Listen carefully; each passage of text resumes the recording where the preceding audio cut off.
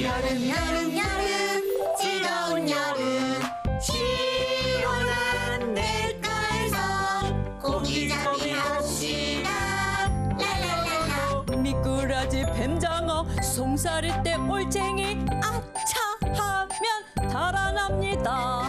아차 하면 나는 안 달아나지. 나는야 챔피언리. 여러분에게 스포츠의 모든 것을 다 알려드릴게요. 오늘은 뭐가 그렇게 궁금해서 오셨나요?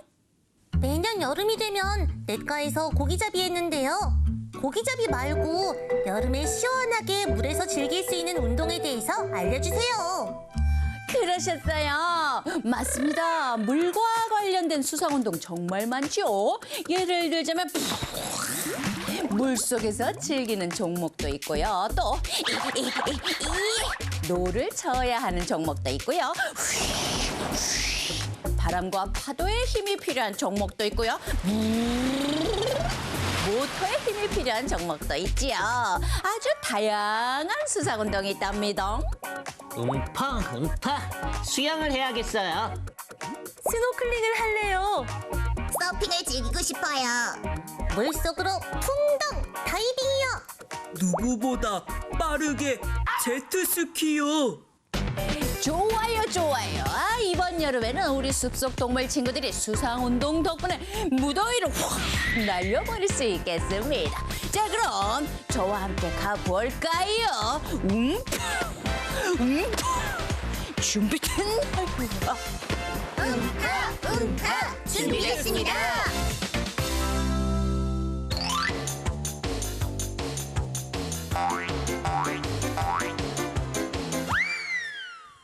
깨갱. 워프, 무슨 일이야? 몸이 왜 이렇게 젖은 거야?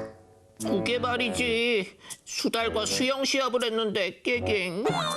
그래서 어떻게 됐는데? 당연히 워프가 이겼겠지. 워프에겐 아빠가 가르쳐준 개 헤엄이 있잖아. 그런데 말이야. 내가 졌어. 뭐라고? 워프가 졌다고? 워프 아빠가 들으시면 가문의 수치라고 그러시겠다. 괜찮아. 그건 당연한 결과야. 뭐? 내가 진 게 당연하다고? 수달은 원래 수영을 잘하는 신체 구조를 가졌고 우리보다 물에서 훨씬 더 많이 생활하잖아. 아무리 그래도 워프가 진 건 너무 억울해. 맞아.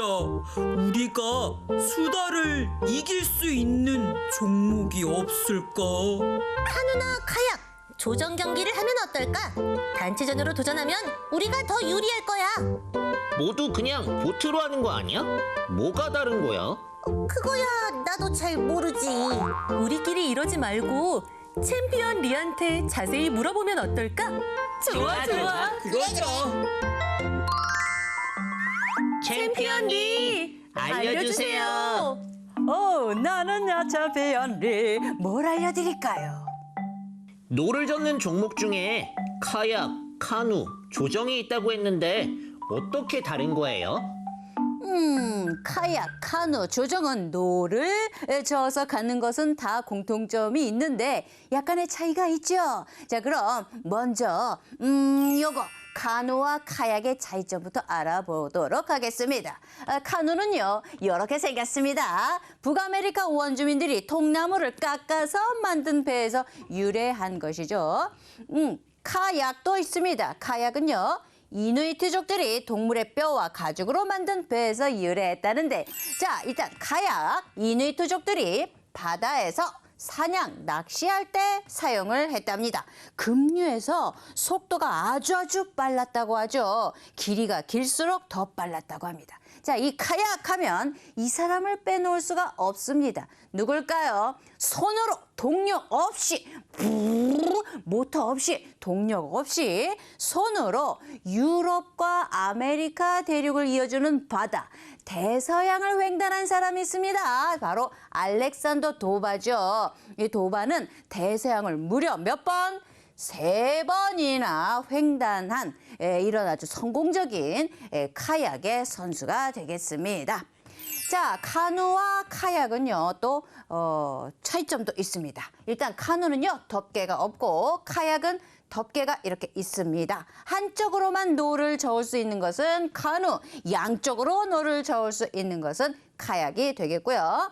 1인승부터 10인승 이상까지 카누를 이용할 수 있지만은 1인승에서 4인승은 카약에서 사용할 수가 있습니다. 하지만 올림픽 종목에서는 똑같이 1인승, 2인승, 4인승이 있다라는 것이죠.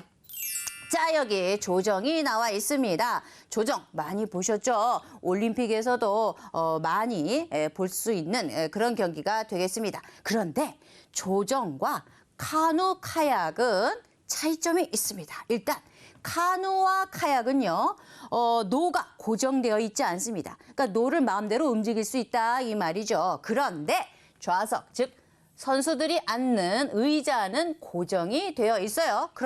그리고 조정은요, 노는 보트에 고정되어 있습니다. 자, 여기 이렇게 고정을 시켜놨죠. 그런데 좌석이 앞으로 뒤로 이렇게 뒤로 움직이게 해놨습니다. 자, 그리고 카누와 카약은 내가 이쪽으로 간다면 이쪽을 보고 노를 젓게 되지요. 그런데 조정은 내가 이쪽으로 간다?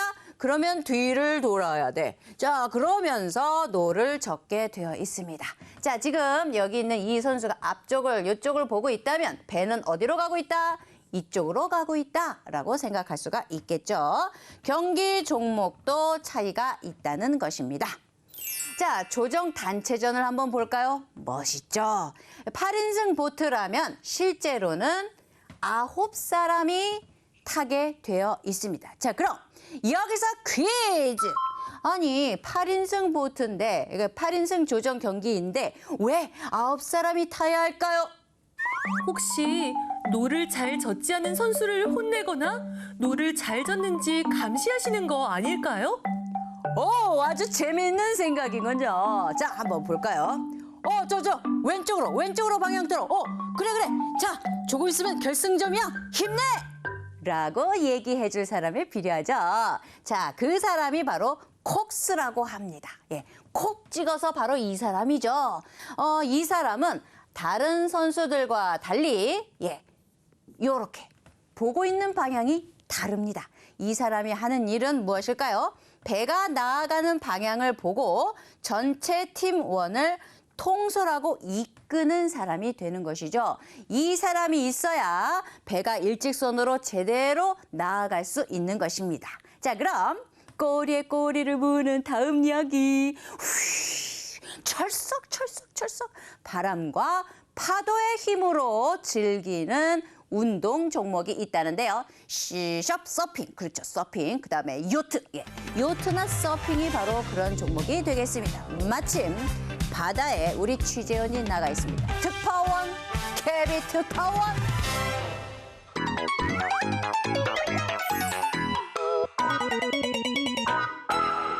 네, 요트와 서핑 경기가 이뤄지고 있는 바다에 나와 있는 KB 특파원입니다. 오늘 특별히 요트 국가대표 선수를 직접 만나 궁금증을 풀어보기로 했습니다. 대자연의 바람을 이용해 광활한 바다 위를 능숙하게 항해하는 요트 경기는 어떻게 이루어지는지 그것이 궁금합니다. 요트 경기에는 두 척의 요트가 속력을 겨루는 경기, 여러 척의 요트가 동시에 참가해 점수를 매기는 경기, 각각 세 척의 요트로 이루어진 두 팀이 전략을 겨루는 경기와 같이 다양한 종목이 있어요. 도추로 움직이는 요트를 타고 바다 위에 설치한 코스를 가는 시간으로 승부를 겨루는 경기인데요. 배에 돛을 달아서 바람의 힘으로 움직이기 때문에 무엇보다 바람의 강도와 방향을 잘 읽는 것이 중요합니다. 요트는 어떻게 이루어졌고 각각 어떤 역할을 하는지 그것도 궁금합니다. 돛은 바람을 받아 나아가게 하고 키는 요트의 진행 방향을 조정합니다. 일반적인 돛담배는 맞바람이 불면 배가 뒤로 밀려나지만 요트는 바닥에 센터보드가 있어서 앞으로 나아갈 수 있어요. 센터보드를 지그재그로 움직이면 바람을 거슬러 나갈 수 있는 거죠. 그런데 말입니다. 요트 복장이 복잡해 보이는데요. 어떻게 입어야 하는 건가요? 선수들은 구명조끼를 입고 방수 기능이 있는 옷, 장갑, 신발을 신어요. 안전을 위해 하네스라고 하는 띠를 몸에 두르고 돛대에 묶습니다.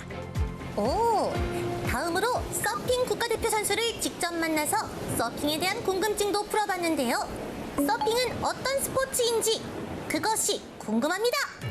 서핑은 서핑용 보드를 타고 파도의 경사진 면을 오르내리는 스포츠로 높이와 속도, 기술을 겨룰 수 있습니다. 자연의 파도를 이용하기 때문에 즐길 수 있는 장소가 한정되어 있죠. 바다에 빠지는 경우가 많아 서핑을 타는 사람은 수영 실력을 기본으로 갖추어야 하는데요. 보드에 엎드리거나 앉은 자세로 적당한 파도가 올 때를 기다리다가 타이밍을 맞춰 일어서 서핑을 합니다. 오호! 서핑에서 가장 중요한 도구는 보드잖아요. 서핑용 보드! 그것도 궁금합니다. 서핑용 보드는 주로 나무나 폴리우레탄으로 만들어져요. 길이는 보통 1.5에서 2.7m로 자신의 키와 몸무게에 따라 다양한 모양과 크기를 선택할 수 있죠. 보드에는 데크 패드라는 미끄럼 방지 패드가 있어서 발이 미끄러지는 것을 막아줍니다. 그리고 보드의 뒷부분과 발을 이어주는 줄 리쉬가 있는데요. 서핑할 때 보드를 놓지 않도록 도와주는 생명줄이라고 할 수 있죠. 그런데 말입니다. 서핑에서 가장 어려운 기술이 있다고 들었는데요. 어떤 기술인가요? 튜브 라이딩인데요. 파도 사이에 생긴 터널 같은 공간에 들어가 파도를 타는 것으로 가장 어려운 서핑 기술이라고 할 수 있죠. 요트와 서핑은 바람을 타며 파도와 싸우는 짜릿한 스포츠가 아닐까 싶네요. 그럼 지금까지 탐구 뉴스 KB 특파원이었습니다.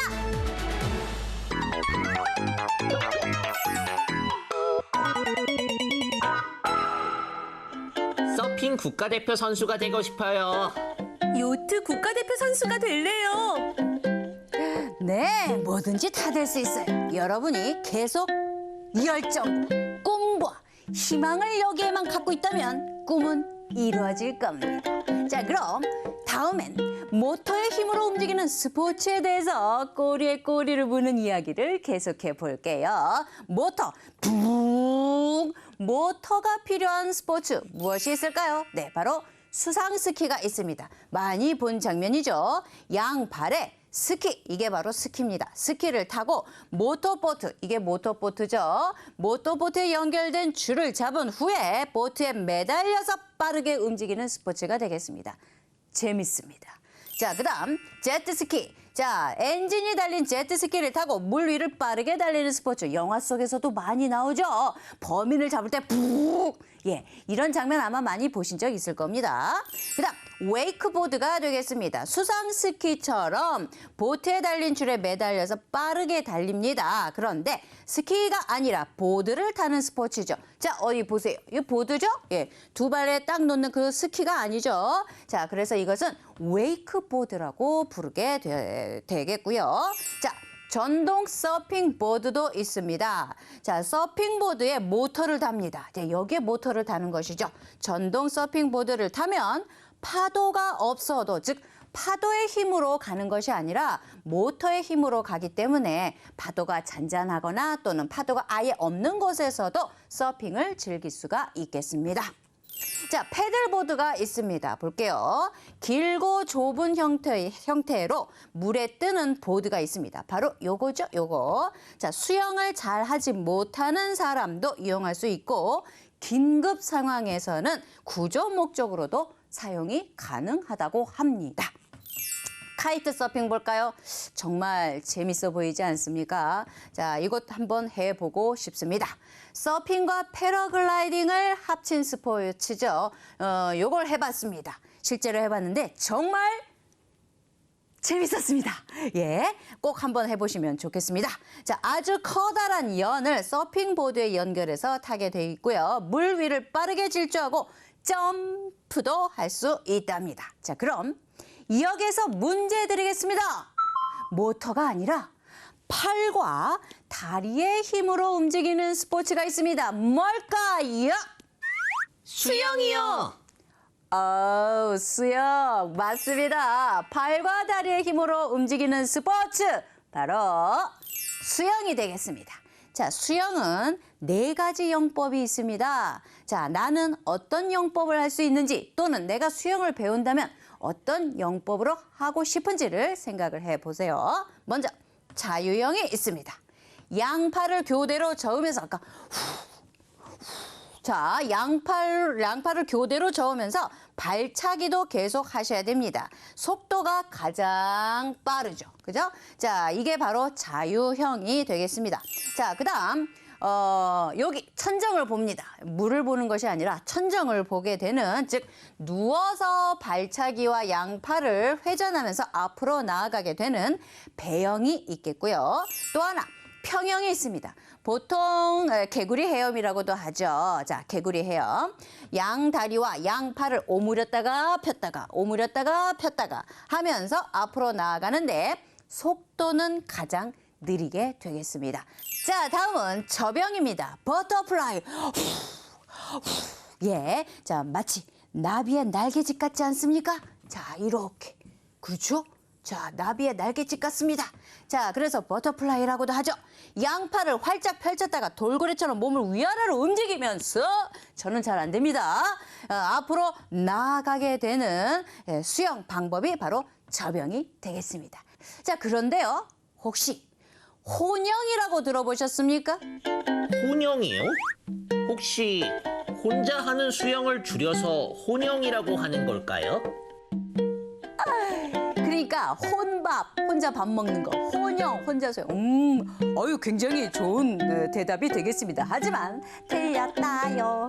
자, 혼영이라는 것은 여기 보이시죠? 한 사람이 저병도 하고 배영도 하고 평영도 하고 자유형도 하고, 자, 이렇게 구간별로 나누어서 4가지의 수영 방법을 모두 보여주는 종목이 바로 혼영이 되겠습니다. 혼자 한다는 뜻이 아니라 혼합되었다는 뜻이 되겠죠. 자, 그런가 하면 혼계형도 있습니다. 자, 우리 학교에서 이어달리기를 할 때 다른 말로 계주라고도 하죠. 자, 여기 이게 바로 이어달리기 할 때, 계주할 때 그 계입니다. 4명의 선수가 계주하듯이, 이어달리기 하듯이 한 팀이 되어서 혼영으로 경기하는 것이 바로 혼계형이 되겠습니다. 자, 그럼 여기서 퀴즈! 올림픽에서 수영에서 금메달을 23개나 딴 선수가 있다, 없다? 에이, 어떻게 한 선수가 금메달을 10개도 아니고 23개나 딸 수 있겠어요? 제 생각도 똑같아요. 불가능한 일이에요. 자, 과연 불가능할까요? 이 선수에게는 불가능하지 않았습니다. 바로 마이클 펠프스. 정말 전설 같은 선수죠.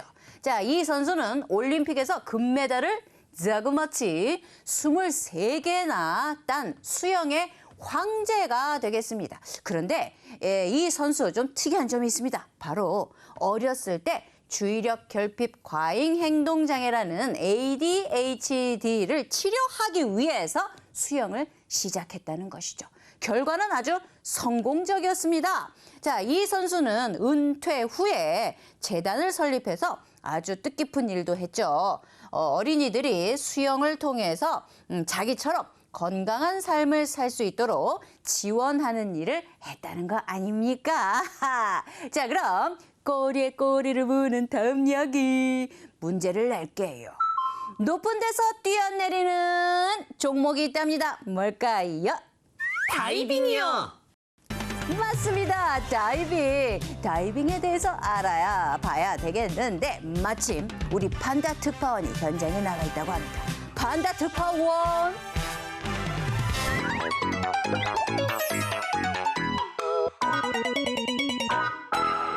네, 다이빙 경기장에 나와 있는 판다 특파원입니다.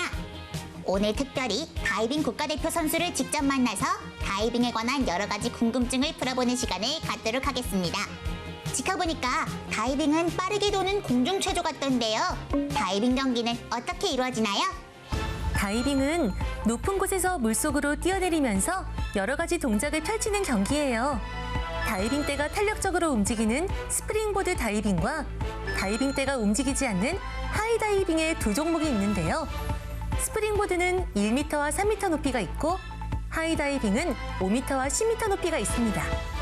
아니, 10m는 사람이 가장 큰 공포를 느끼는 높이잖아요. 다이빙 선수는 이런 공포를 이겨내는 강한 정신력이 필요할 것 같습니다. 다음 궁금증인데요. 다이빙 자세는 정해져 있는 건가요? 네, 정해져 있습니다. 다이빙 선수는 뛰기, 뒤로 뛰기, 뒤로 서서 앞으로 뛰기, 비틀어 뛰기, 앞으로 서서 뒤로 뛰기, 물구나무 서서 뛰기 모두 6개의 자세로 뛰어내릴 수 있는데요. 이 중에서 물구나무 서서 뛰기는 하이다이빙에서만 할 수 있죠. 선수들은 뛰어내린 후에 물에 떨어지기 전까지 몸을 곧게 펴거나 반으로 접기, 공처럼 둥글게 말기, 비틀기와 같은 자세를 연기합니다. 색다른 다이빙도 있다고 들었는데요. 어떤 다이빙인가요? 아, 클리프 다이빙과 싱크로나이즈드 다이빙을 말씀하신 것 같은데요. 수영장에서만 다이빙을 할 수 있는 건 아니에요. 강, 바다와 같이 물이 있는 곳이라면 어디든 가능합니다. 클리프 다이빙은 암벽에서 바다로 뛰어드는 다이빙 경기를 말하는 거죠. 그리고 싱크로나이즈드 다이빙은 2명의 선수가 상대방과 호흡을 맞춰 연기하고 동시에 입수하는 다이빙 종목입니다. 높은 곳에서 뛰어내리는 다이빙 선수들의 동작은 힘차고 우아하고 유연할 뿐만이 아니라 담력이 크고 용감하죠. 앞으로 우리 친구들도 다이빙 경기에 많은 관심을 가져주길 바랄게요. 지금까지 탐구 뉴스 판다 특파원이었습니다.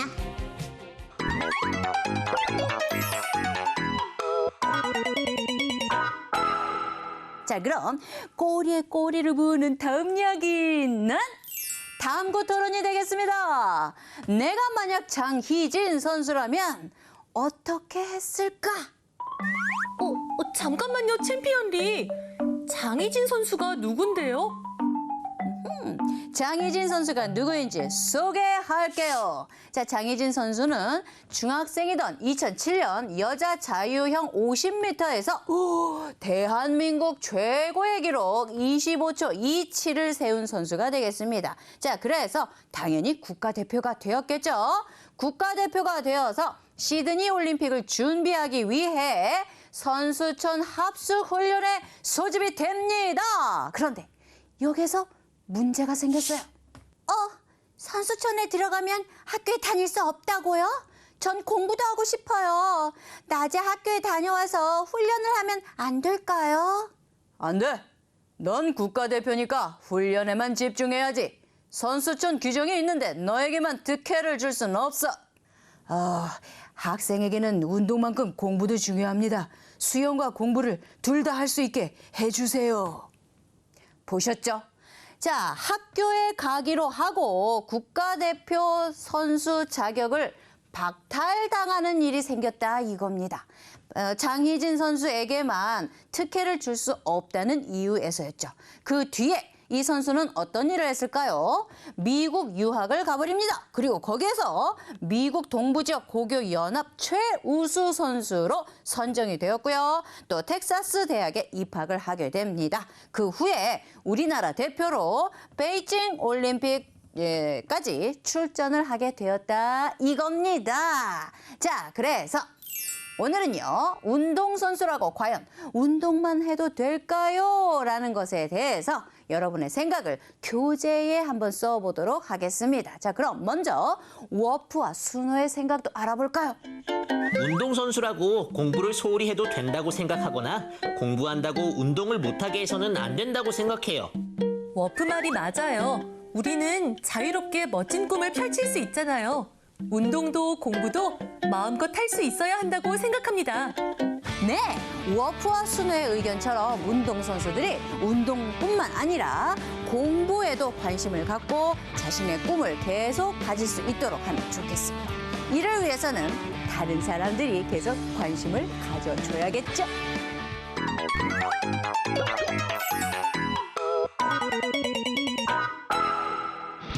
스포츠를 진정으로 즐기고 사랑하는 친구들이 기다리는 시간이죠. 스포츠 빅리그 퀴즈 쇼. 예선전 진행을 맡은 저는 MC 탐구예요. 오늘은 물속에서 즐기는 스포츠에 관한 퀴즈를 준비했습니다. 예선전 문제라고 해서 만만하게 보시면 안 되죠. 그럼 첫 번째 문제 지금 바로 나갑니다.